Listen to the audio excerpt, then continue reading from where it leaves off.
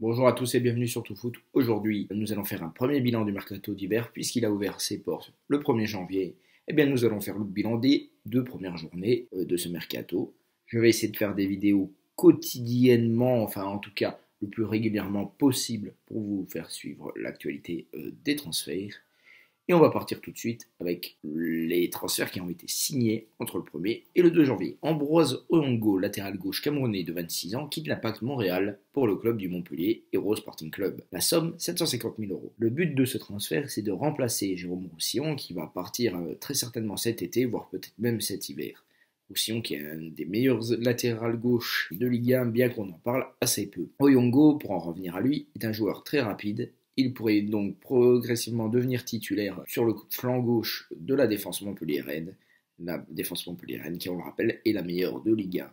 Donc Oyongo qui devra rapidement se mettre au niveau. Mais ça reste relativement une bonne pioche à mon sens. Timo Stabicki, un attaquant de 18 ans qui rejoint un camp en provenance du club finlandais de Rovaniemi Pallosuera. Bon, il a 18 ans donc ça reste un pari. Mais pour la somme qu'il a coûté à 100 000 €, ce n'est vraiment pas grand chose, même pour un petit club comme Caen. Il pourra ainsi grappiller du temps de jeu dans la hiérarchie normande et pourquoi pas s'imposer peu à peu sur le flanc droit.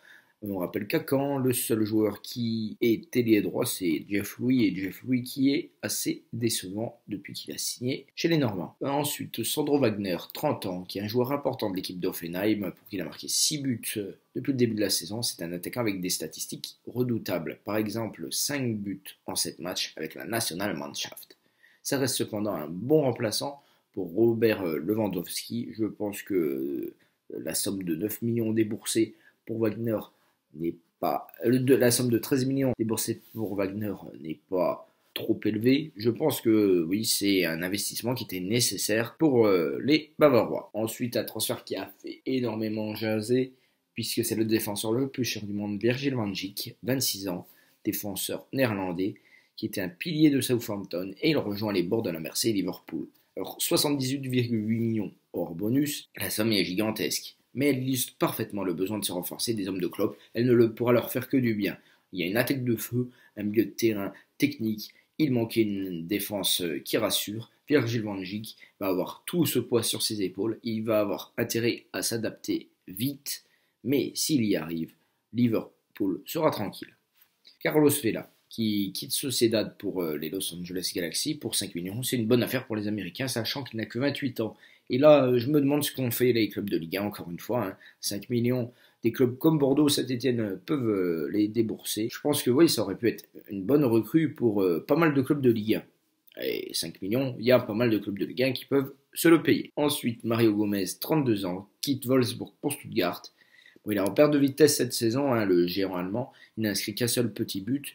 Et il revient dans le club qui l'a lancé, VfB Stuttgart, pour suppléer Oscan et sauver le promu de la relégation. Stuttgart n'est que 14e sur 18. Nous allons maintenant passer aux rumeurs. Eh bien, la première rumeur, le Kicker qui nous la donne, le magazine allemand qui déclare que le Bayern s'intéresse à Leon Goretzka.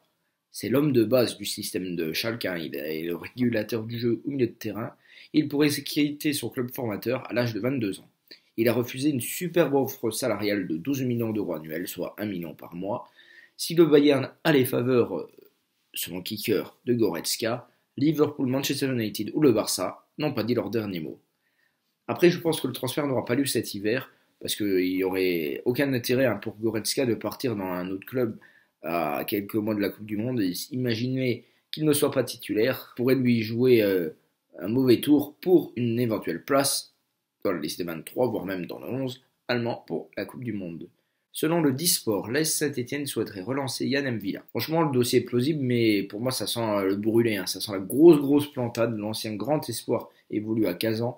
C'est certes un surdoué, mais son caractère désinvolte n'apporterait pas du bien aux Verts cette saison. Les Verts sont tout près de la zone de relégation. Ils ont besoin d'un leader caractériel, mais pas d'un joueur qui pourrait mettre le vestiaire à dos. Après, il peut nous faire une Ben Arfa version Nice, mais franchement, j'ai du mal à y croire, connaissant le bonhomme. On va passer à la Provence. Rod Fanny, 36 ans, qui est proche de la MLS, On n'a aucune information qui a filtré pour le club, et pas vraiment utile à Marseille. Il peut légitimement espérer un dernier gros contrat à son âge avant de partir à la retraite. Donc moi je dis, bah oui, Rod Fanny peut légitimement espérer partir en Major League Soccer. El Mundo Deportivo estime que le Barça pourrait revenir à la charge pour Coutinho en proposant 110 millions plus 40 millions de bonus. Franchement, à ce prix-là, je l'amène moi-même sur mon dos au Camp Nou, tout Coutinho qu'il est. 150 millions, ça reste une très très belle somme. Et pour moi, d'ailleurs, c'est pas forcément le joueur qui brille le plus à Liverpool. Mané ou Salah brillent bien plus depuis le début de la saison, donc 150 millions. Je pense que Liverpool doit le vendre direct. Selon le Corriere dello Sport, l'Inter vise 3 joueurs, Deulofeu, Mkhitaryan et Vidal. Le départ de Deulofeu me semble un peu compliqué avant cet été parce que le Barça va vouloir jouer la sécurité. Dembélé revient tout juste de blessure, donc avoir Deulofeu sous le coude, ça peut être une bonne option. Mkhitaryan en revanche, ça serait un très bon coup. Certes, il est irrégulier, mais la rigueur italienne lui fera le plus grand bien. En plus, ça reste un joueur très talentueux, donc pour l'Inter de Milan, je signe tout de suite. Et Vidal, lui, il est surtout visé pour pallier le retrait de Cancelo, parce que je précise bien, j'ai oublié de le dire, ce n'est pas Arturo Vidal, mais Alex Vidal qui est pisté par l'Inter, le défenseur droit du FC Barcelone. Dernière rumeur de notre vidéo, Amadou qui, même sans Mariam, est l'un des rares joueurs à surnager dans l'équipe lilloise. Il est pisté par Bordeaux. 2 équipes donc en difficulté. Le club au scapulaire avait proposé une belle somme, 10 millions d'euros, mais les Dogs en demandent la bagatelle de 20 millions. Alors, on me dit que Bordeaux peut poser 10 millions sur Amadou, ils ne sont pas capables d'en poser 5 sur Vela. Dites-moi s'il n'y a pas un problème. Cette liste de transferts est bien entendu non exhaustive, j'en ai certainement oublié, ou il y en a d'autres qui m'ont paru pas forcément pertinents pour en parler dans cette vidéo. Mais voilà le principal des 2 premières journées de transfert. Il va en avoir plein d'autres à venir, donc nous analyserons ça la prochaine fois, je l'espère dès demain. En tout cas, j'espère que cette vidéo vous aura plu. N'hésitez pas à liker et à partager cette vidéo pour faire gagner de la visibilité sur le foot. La dernière vidéo a déjà atteint les 100 vues. J'espère un tel sort pour toutes les prochaines vidéos.